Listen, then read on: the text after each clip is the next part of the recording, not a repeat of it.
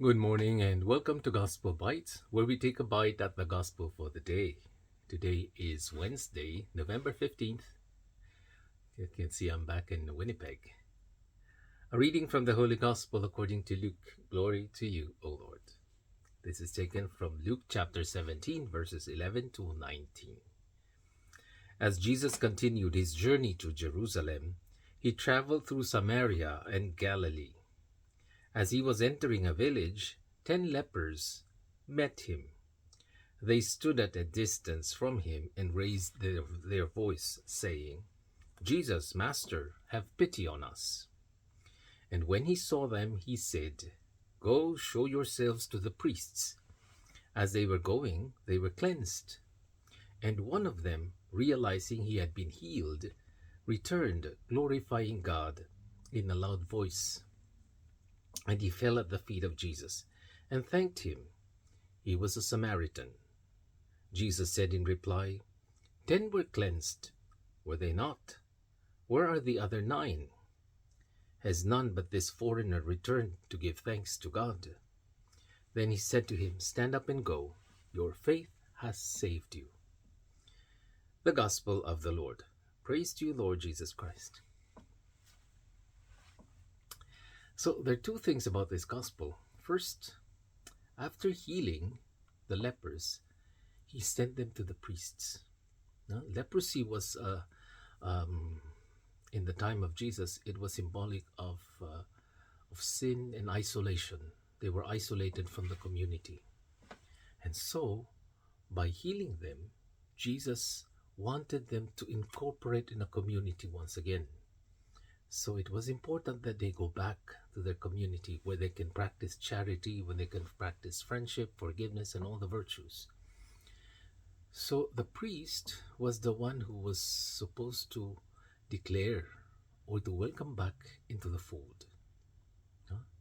That's why it's the purpose of confession also. The priest welcoming back into the community the one who has been astray, who has been led astray.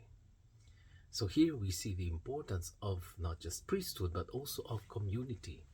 So when people say, I don't need church, or I don't love the church, that's too bad, because that is where we will exercise our virtues. That's where you're going to love. That's where you're going to forgive.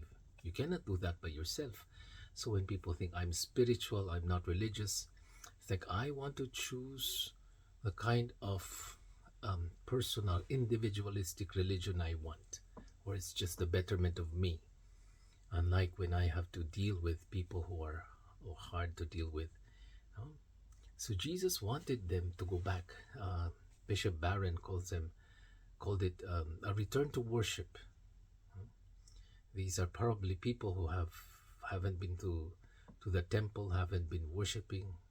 No, in our case, people who haven't been to church for so long. Jesus wanted them to go back, to go, because you will need God, but you will also need a community, who will strengthen you, who will be part of your spiritual journey. The second thing is that there was only one who gave thanks. Gratitude is very much a part of a religion. People who are not grateful tend to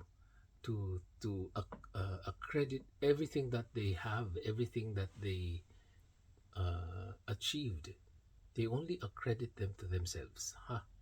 I did this by myself. God has nothing to do with this. He did not help me.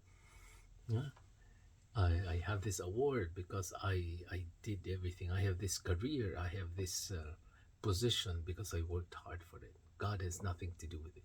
That's why God has no part in their lives. They don't go to Mass. They don't worship.